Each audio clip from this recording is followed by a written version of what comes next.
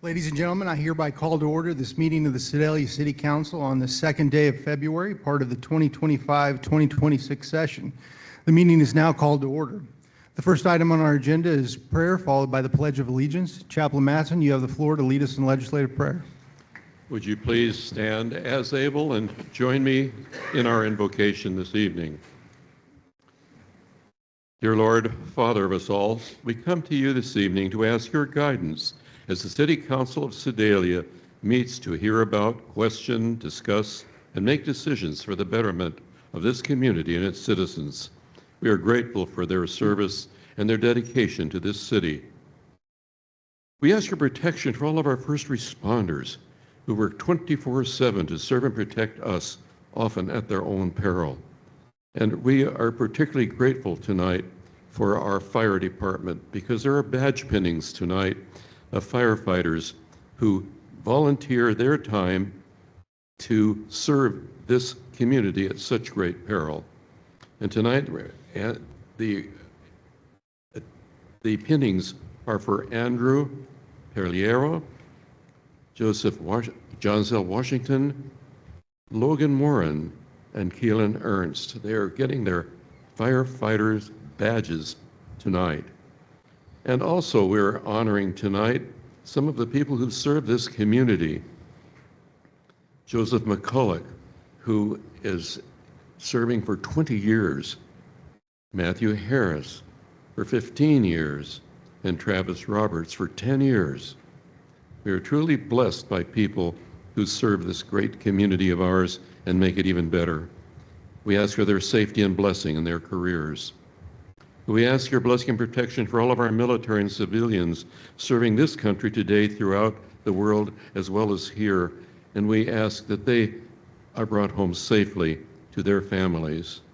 And in this 250th celebration year of our great, wonderful experiment in self-government, this constitutional republic, we should now really take time to think about those who risk their lives to found this great country. And as we leave tonight, please protect us and our loved ones. Keep us from harm until we meet again. And all this we pray in the name of our risen Savior, Jesus Christ. Amen. Amen. I pledge allegiance to the flag of the United States of America and to the republic for which it stands, one nation, under God, indivisible, with liberty and justice for all. Roll call, please. Robinson. Yes. Ames. Here. Scribner. Here. Bogus. Here. Hiller. Here. Cross. Yes. Foster. Here. Franklin. Here.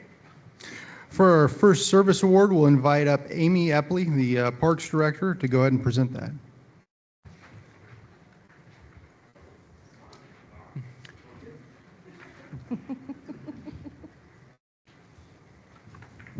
Good evening, Council. I'm honored to be here tonight to celebrate Matt Harris, who has worked 15 years with the city. He began his journey in 2011 with Public Works Department and transitioned to the Parks Department as Park Superintendent. He later then moved on to Project Manager.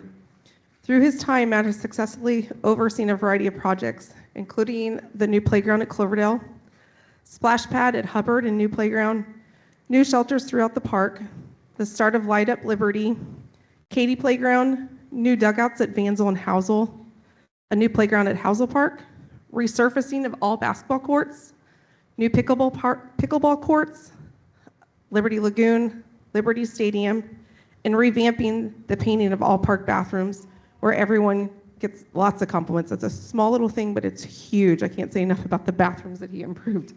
It's a silly thing, but it's really one that I don't think you wouldn't understand, but we could take a lot of pride in that. And then again, there was the construction of the Hecker Community Center and now Memory Lanes. We recognize Matt for his contributions as a project manager and superintendent, and we look forward to the future achievements that lie ahead for him. Congratulations, Matt. It's great to have you on the team.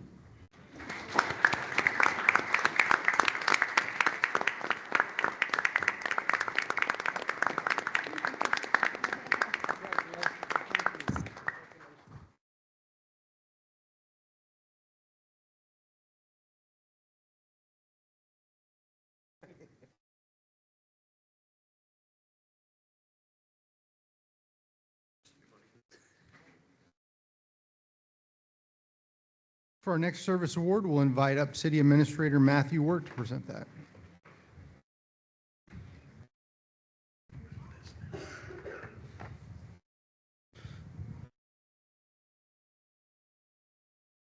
There's probably some folks that were confused when they saw Travis Roberts up there because everybody knows him as Doug.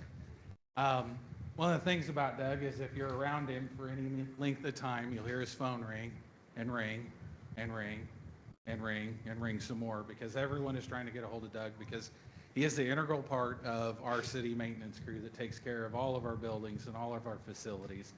And I think those rings are kind of a testament to how important and a big role that he plays in the city as the building maintenance supervisor. So after 10 years, we congratulate you on your service and thank you very much.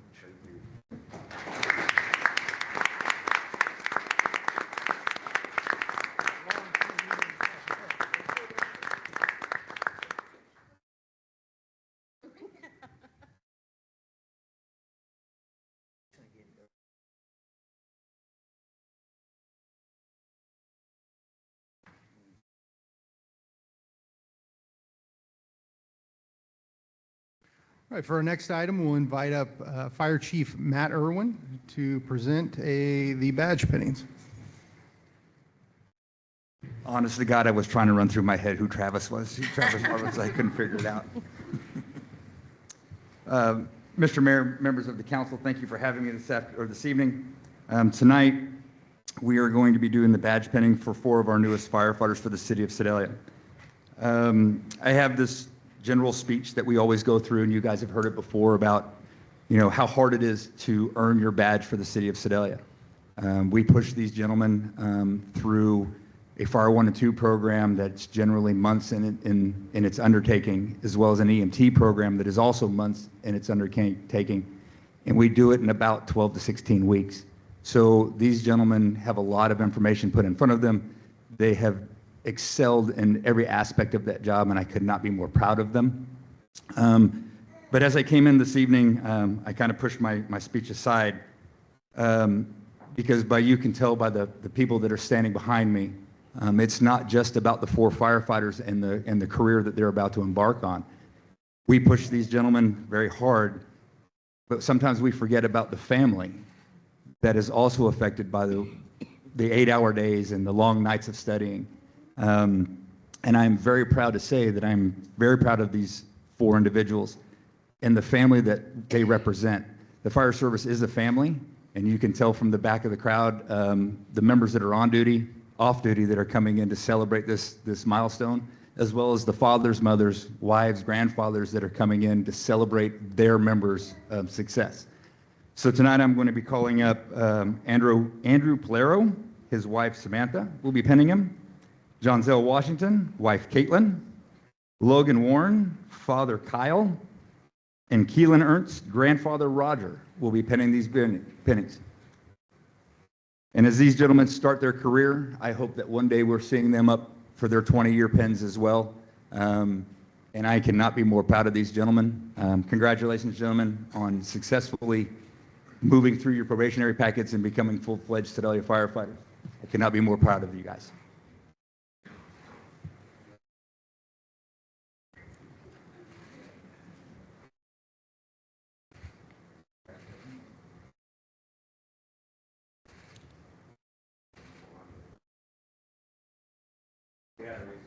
And you can put your badges on, please no blood.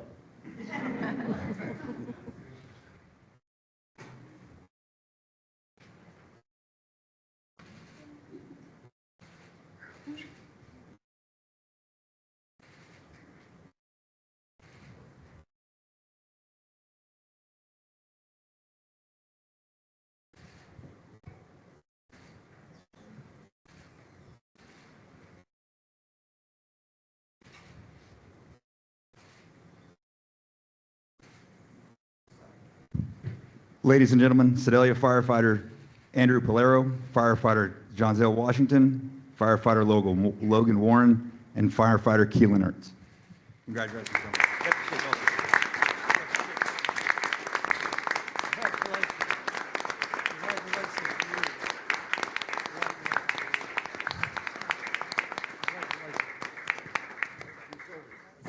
Although I will ask them to keep it down, they're going to take pictures out in the foyer, so it may be loud. I apologize now.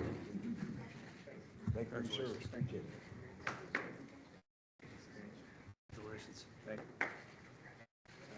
Congratulations.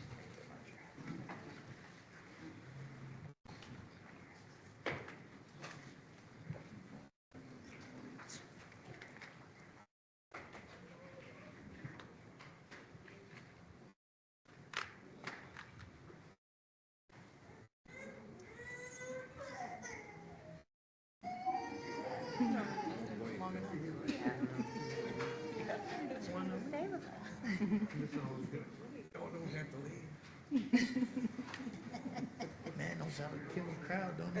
Okay. No. Get back in. Have a big drawing. Who's that? Gonna get his box candy. Oh, yeah, that's for you guys, ain't it? Thank you. No, it's the police chief. I need to talk to him. No, there's. No. All right, moving along to the next item on our agenda. This is the approval of the previous session meeting minutes. These are from the council meeting dated January 20th, 2026. Do I have a motion and second? Motion to approve. Second. I have a motion to approve and a second. Do I have any council discussion regarding those meeting minutes? Having heard none, all those in favor? Aye. Anyone opposed? Motion passes. We'll now move on to the roll call of standing committees. Up first is Finance and Administration. Chairwoman Vargas, you have the floor. Thank you very much. There is only one item for consideration through the Finance Administration Committee tonight, and that is in regards to the Scott Joplin International Ragtime Foundation, and Mr. John Simmons will be coming up and giving us a presentation. Thank you, Councilman Vargas. It's a pleasure to be here again with you all tonight. Want to go over the year in review with Scott Joplin and show what your investment in our foundation brings to the city of Sedalia. So you've seen this presentation before, but we have 3 new council members and want to get them up to speed on what it is we do over at Scott Joplin Foundation. We have a board comprised of local residents as well as some national board members who really represent the artistic community. We have myself, Shelley Rounds is our director. She would be giving this presentation with me tonight, but she's on the tarmac in Chicago at the moment, trying to get home. So I pulled full duty tonight.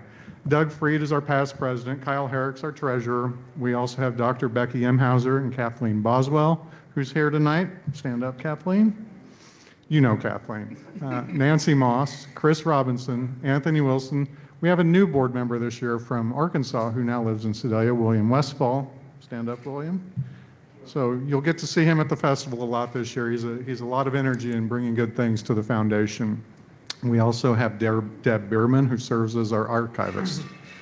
Brian Wright, who is our artistic director. This is his last year directing the performers this year at the festival. He will turn his duties over to Ethan Linewan, who is with us tonight, and Kathleen will explain why he's here tonight in a moment. He's from St. Louis, brings a lot of energy and connections with his marketing and event production in the St. Louis area as well as New York City. So we're really doing some interesting things at the foundation right now with these new people. Bob Walters, of course, you know Bob, lives in Columbia, but from Sedalia.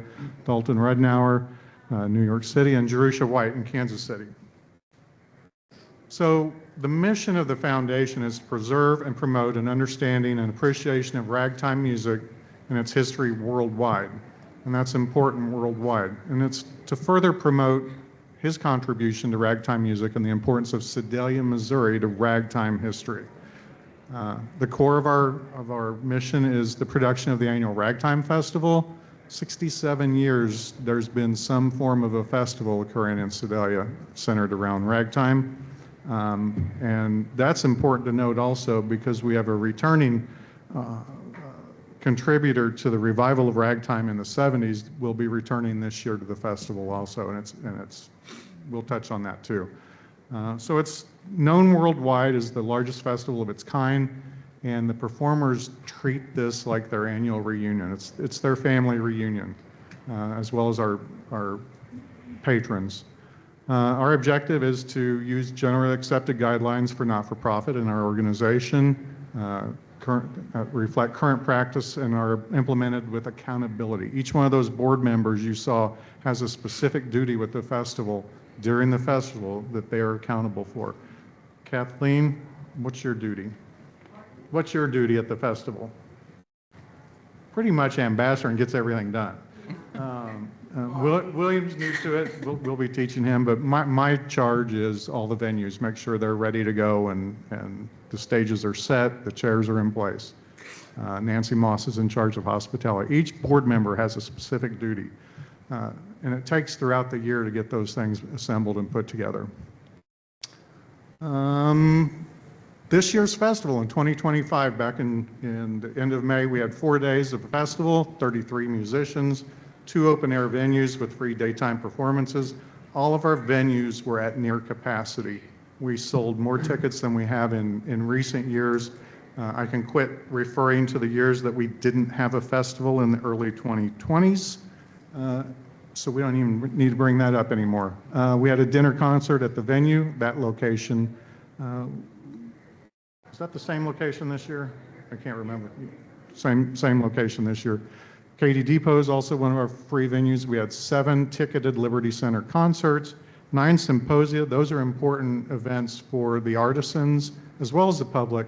They're lectures on the importance of different aspects of ragtime and the culture of the time back then. So a lot of people just come for the education piece also. This festival is known for its we allow the public to completely interact with the musicians. You'll go to other festivals, the performer comes on stage, they leave stage, you don't see them possibly. This one, you can go up and have a conversation about ragtime or about travel or about anything in the world with these musicians. So the impact on Sedalia, this is the longest standing ragtime festival celebrated in the U.S. We had 37 states represented in 3 foreign countries. We had 1,404 concert tickets sold. That's an increase of 13% over the previous year and almost a 50% increase over 2023 when we were rebuilding. Based on those numbers, we do some extrapolation. Our overnight visitors, their accommodations brought $300,000 to the community. Their tourism expenditures during the day amount to about $31,000. The event itself brings in $103,627 for the foundation, and the direct economic impact, when I add all those up, brought in $434,000 plus to the community. In 2023, that number was $385,000.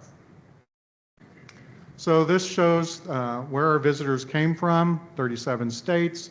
The ones in gray, we might have had those people here, we just didn't know it. We had France, Canada, and England. We'll probably have the same 3 countries. We always hope to add that extra 4th or 5th, whether it's Japan or Australia, Germany, Italy. It changes every year. So I mentioned earlier, this is a banner year for ragtime. Our nationally known comic cartoonist Chris Ware is an ardent collector of ragtime. He's currently working on his 4th edition of the publication, expected to be released this year. The Morgan Library and Museum in New York City is planning a major ragtime exhibit based on their copy of the original Maple Leaf Rag Contract. That's what we displayed at the 1974 Sedalia First Festival. And he's also loaning his copy of Treemonisha for the exhibit. The critical edition of Scott Joplin's piano music is to be published by a foremost publisher of classical music in the world, G. Henley, in Germany. This will firmly place Joplin among the great Western classical composers of all time and truly fulfill Joplin's dream of being so considered. He's getting that recognition that he was seeking when he was alive, finally. Ragtime the Musical is currently on Broadway. That began in September and it extends through June of 26. The National Opera will present Scott Joplin's opera, Treemonisha, at the John F. Kennedy, well, hopefully in March 2026. I don't know where that stands right now. And the upcoming festival, we have 38 performers scheduled.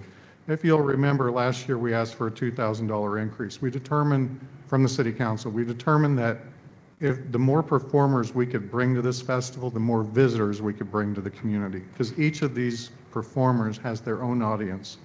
Those people follow these artisans, and particularly the week before is the National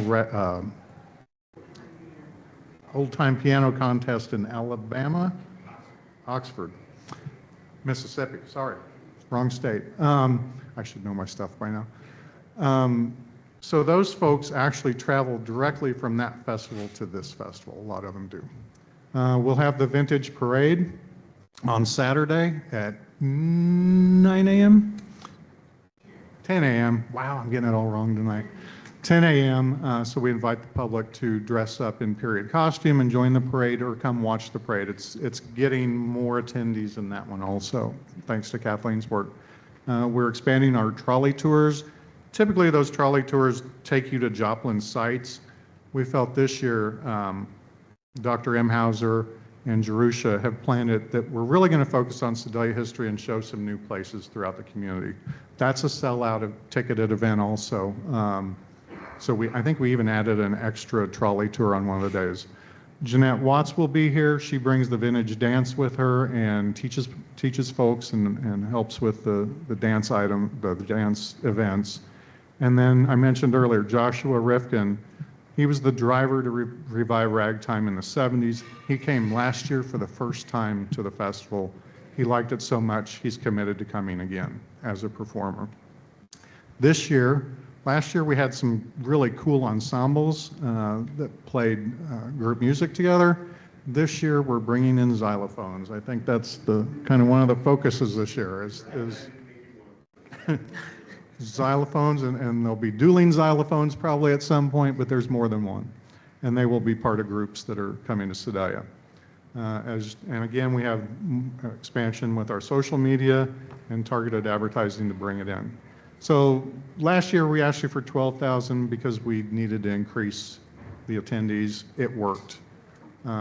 So you all support us with $12,000. We asked for that again this year, and I think that's been included in the budget preparations, and I appreciate that. We appreciate that. We also appreciate staff's assistance with venue construction and decor, Public Works for helping with cleanups and trash removal during and after the event, and we thank the city for using their Facebook presence to push the event also. Our local business community contributes over $12,000 in product, service, and sponsorships. Missouri Arts Council provides an annual grant of $22,500 to produce the festival. The tourism marketing grant helps bring those people to town with tourism marketing and fills our hotels up. That grant is worth $43,000. And then we have additional sponsor support for education throughout the year by Rotary and other sponsors. So real quick, I want to introduce Kathleen Boswell and her guest for the week, who is our artist in residence. Kathleen, can you come up and give them a quick run through? It's been over 25 years that we've been bringing an artist to the schools. We like to do it in the month of February, so it kind of ties into Black History Month.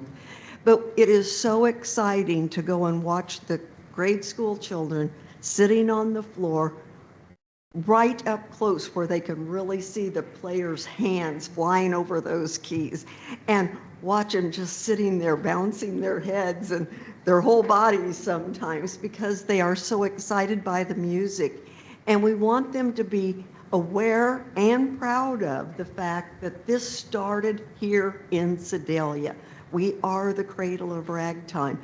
And so when we can bring a performer in and have him here the whole week, they really get a chance to see the students.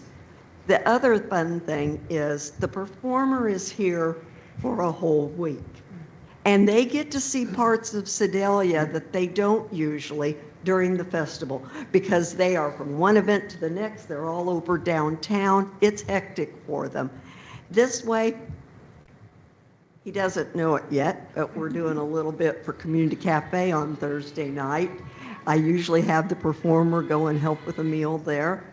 And we get to take them to some different places. And this afternoon, thanks to William, he got to see several of the actual ragtime monuments that he hadn't had a chance to take time to find. And so we're really excited to have Ethan Linewand here.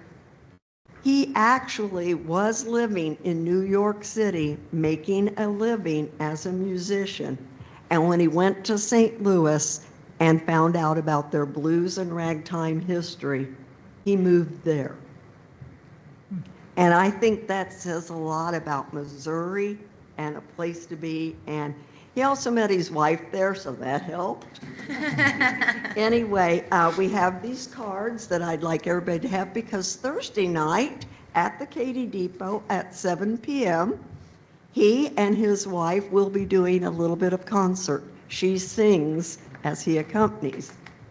And so, Ethan, come up and just say hi. And hello, everybody. It's an honor to be here and help represent, ragtime in St. Louis and Sedalia, Missouri. This is the ragtime capital of the world, and it's the music that lured me to this state, and that I feel empowered because of this music, and I want to hope to help empower the children as well, to care about this music. And I'm super excited about becoming artistic director next year. I have all kinds of ideas, and I hope that we can build more local support, like when you play the Christmas parade, they built a Joplin float for the Christmas parade, and you get to go down the street and you see just the street lined with families and kids, and it's like, how can we help get those kids there to the weekend of the Joplin Festival? I'd love to see more of them there, so that's what we're going to work on, being a little more inclusive, because like John was saying, we do have a reunion type feel, so we're all kind of get to nerd out over this music that is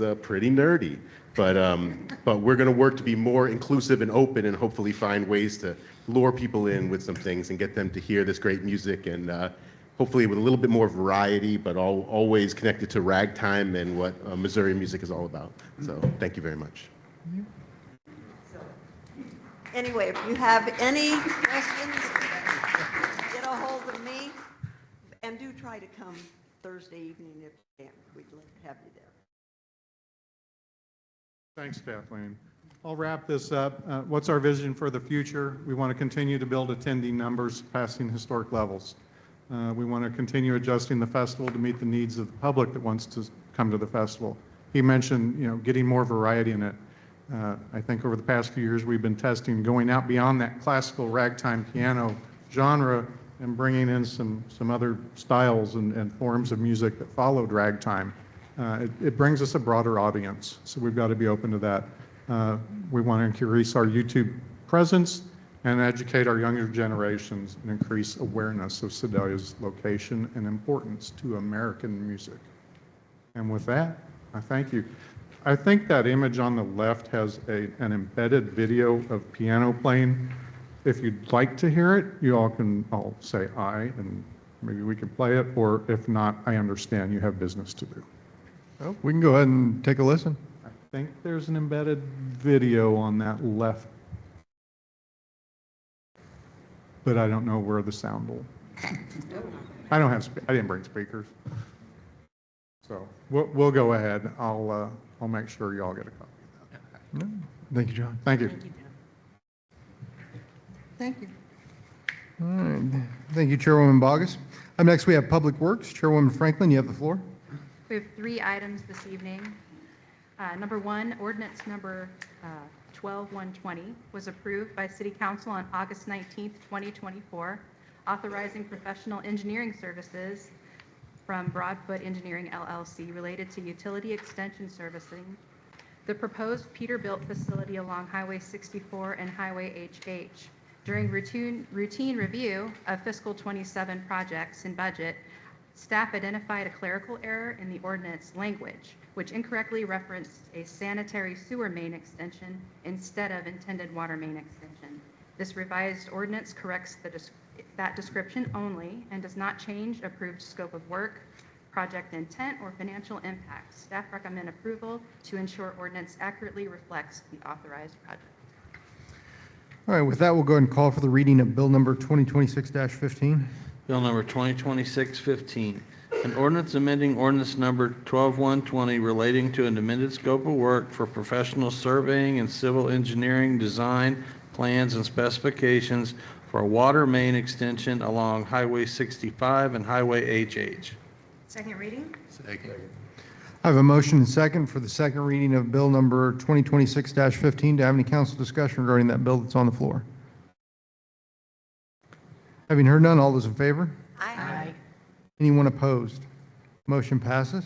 Bill number 2026-15, an ordinance amending ordinance number 12-120 relating to an amended scope of work for professional surveying and civil engineering design, plans, and specifications for water main extension along Highway 65 and Highway HH. Final passage? Second. I have a motion and second for the final passage of bill number 2026-15. Do I have any council discussion regarding that bill? Having heard none, roll call, please. Ames, Yes. Scribner. Yes. Bogus, Yes. Hiller, Yes. Cross. Yes. Foster, Yes. Franklin, Yes. Robinson. Yes. All in favor. Motion passes. The next item, the property owner, Backel Properties LLC, has requested connection to the City of Sedalia's water system to support development of a property located at 27685 State Highway U in Pettis County. The city may allow water services outside city limits, subject to execution of an agreement that includes annexation provisions when the property becomes contiguous to the city limits. The agreement grants the city the right to petition for annexation at such time and outlines construction, inspection, and service requirement. All right, call for the reading of bill number 2026-16. Bill number 2026-16, an ordinance authorizing annexation and utility services agreement for connection of property located at 27685 State Highway U to the City of Sedalia's water distribution system. Second reading? I have a motion and second for the second reading of bill number 2026-16. Do I have any council discussion regarding that bill? Having heard none, all those in favor? Aye. Anyone opposed? Motion passes. Bill number 2026-16, an ordinance authorizing an annexation and utility services agreement for connection of property located at 27685 State Highway U to the City of Sedalia's water distribution system. Final passage? Second. I have a motion and second for the final passage of bill number 2026-16. Do I have any council discussion? Having heard none, roll call, please. Scribner, Yes. Bogus, Yes. Hiller, Yes. Cross, Yes. Foster, Yes. Franklin, Yes. Robinson, Yes. Ames. Yes. All in favor. Motion passes. And the final item, Bickel Properties LLC has requested connection to the City of Sedalia's water system to support development of property located at 440 Covered Bridge Road in Pettis County. The city policy allows water service outside city limits, subject to execution of an agreement that protects the city's long-term interest. The proposed annexation and utility service agreement authorizes the water connection and grants the city a right to petition for annexation of the property becomes contingent to the city limits in the future. All right, call for the reading of bill number 2026-17. Bill number 2026-17, an ordinance authorizing an annexation and utility services agreement for connection of property located at 440 Covered Bridge Road to the City of Sedalia's water distribution system. Second reading? Second. I have a motion and second for the second reading of bill number 2026-17. Do I have any council discussion regarding that bill? Yeah, I'd like to, are these lots? Is this land lots or is it developed? I'll direct that question to Administrator Wirt. My understanding is they're lots, potential building. Okay, thank you. The only reason I asked, my daughter lives at Covered Bridge State, so Most of Covered Bridge, I believe, is serviced by our water. Also to note, when someone signs up for service outside the city limits, they pay a higher rate. They pay an outside the city limit rate as opposed to residents inside the city limits. thank you. Any further questions, council? Having heard none, all those in favor? Aye. Anyone opposed? Motion passes. Bill number 2026-17, an ordinance authorizing an annexation and utility services agreement for connection of property located at 440 Covered Bridge Road to the City of Sedalia's water distribution system. Final passage? Second. I have a motion and second for the final passage of bill number 2026-17. Do I have any council discussion regarding that bill? Having heard none, roll call, please. Bogus, Yes. Hiller, Yes. Cross, Yes. Foster, Yes. Franklin, Yes. Robinson, Yes. Ames, Yes. Scribner. Yes. All in favor. Motion passes, and thank you, Chairwoman Franklin. In other business, we have 3 liquor license renewals. We'll go ahead and call for the reading of the liquor license renewals. Yeah, we have 3 renewals tonight. Gloria Ayala doing business as L. Espelon at 2400 South Limit for liquor by the drink and Sunday sales. Gloria Ayala doing business as Don Jose at 111 South Grand for liquor by the drink and Sunday sales. And Gloria Ayala doing business as Tacos de Galado at 813 Thompson Boulevard for liquor by the drink and Sunday sales. Motion to approve in block? Second. I have a motion to approve in block and a second. Have any council discussion regarding those liquor licenses? Having heard none, all those in favor? Aye. Anyone opposed? Motion passes. We'll now move on to any miscellaneous items from the city council or city administrator. Does anyone have anything? I have an item, please. We have a conflict on the calendar with the MML legislative session with our next council meeting. We need to look at moving that meeting to hopefully February 23rd, which we already have another meeting planned, but I think we could slide that in, so we could knock that out in the same night. Would you like to make that, put that in the form of a motion? Yes, I would. I would like to make the motion to move the February 16th meeting to February 23rd. Second.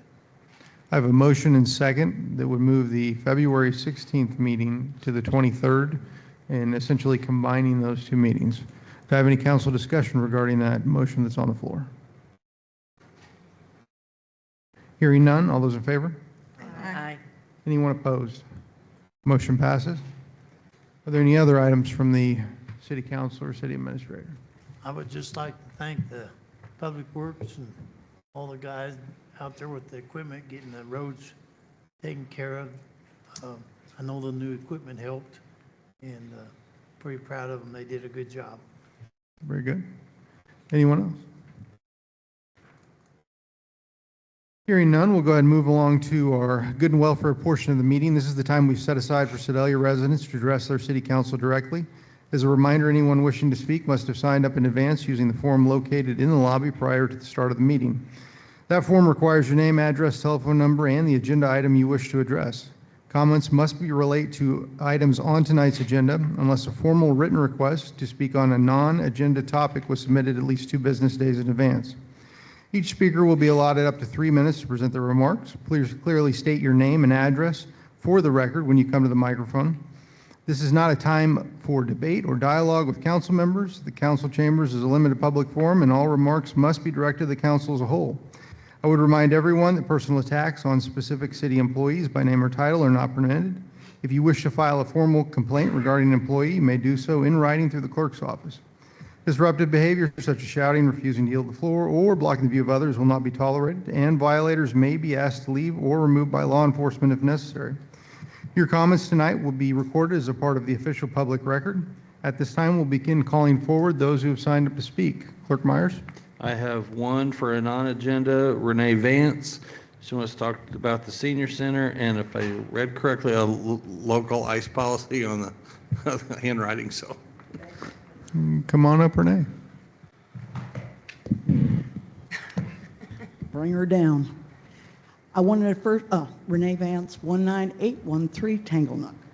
I wanted to first address you regarding the senior center as well as your silver-haired legislative update. Governor Kehoe's 27 proposed budget incorporates a 20% cut to the Senior Services Growth and Development Program Fund. The Missouri Aging Association has rejected this proposal because it violates the explicit statutory commitment.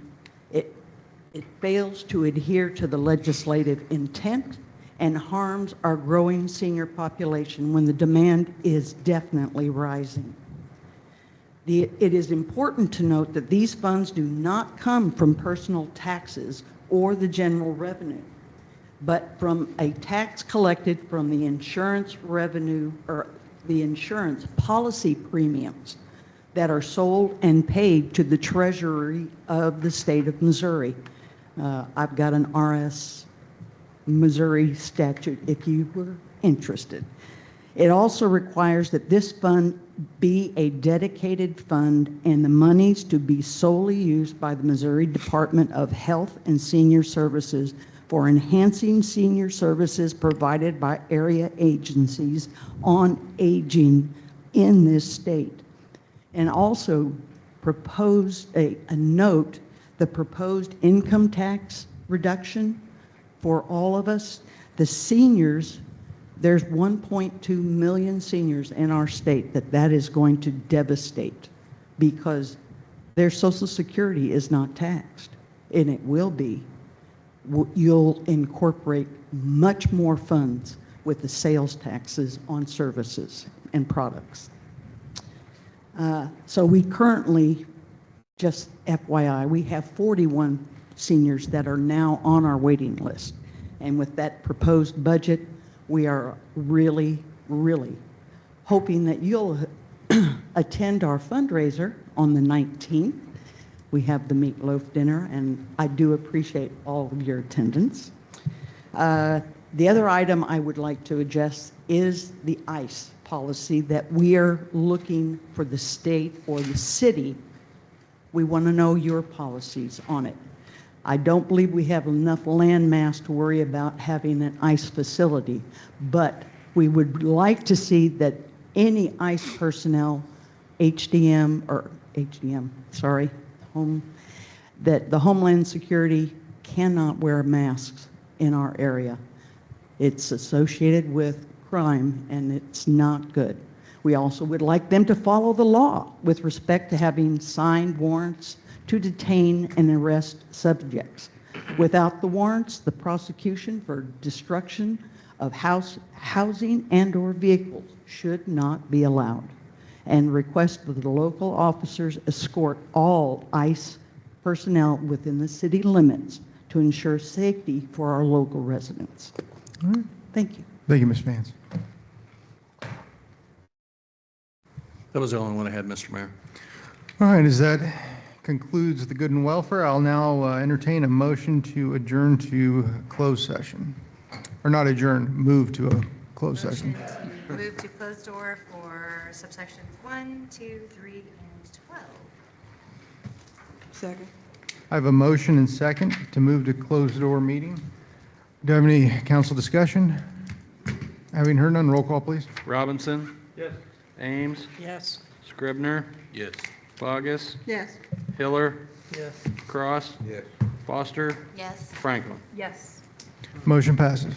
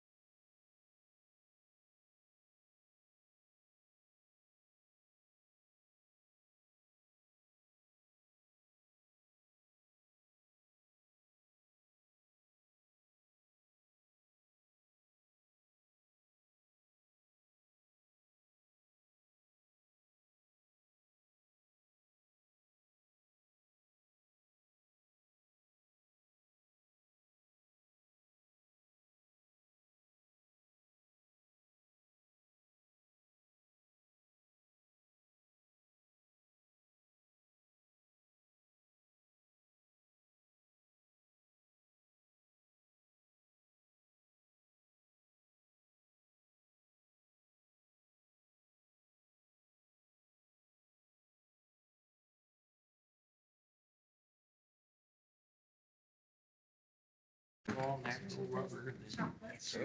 They manufacture.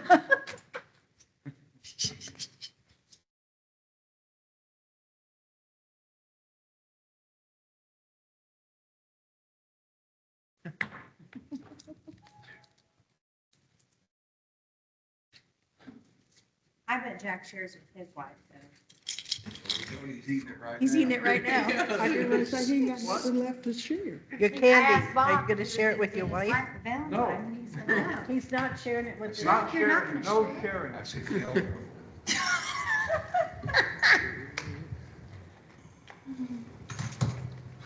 Girl, she can buy her own candy. Yeah, am I right or wrong? I'm saying.